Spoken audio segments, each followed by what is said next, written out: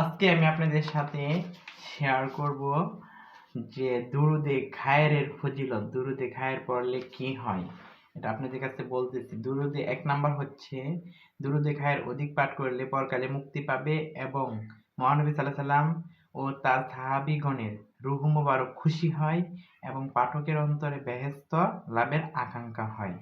2 number হচ্ছে নাফেউল খালায়েক কিতাবে বর্ণিত আছে, এই দুরূদ শরীফের ফজিলতের শেষ নেই, তাই ইহার নাম দুরূদে খায়ের বলা হয়েছে।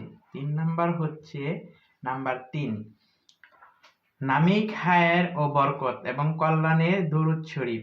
যে কেহ এই দুরূদ শরীফ বেশি বেশি পাঠ করবে, আল্লাহ পাক তাকে দুনিয়া ও আখিরাতে অধিক খায়ের ও বরকত এবং কল্যাণ দান করবে।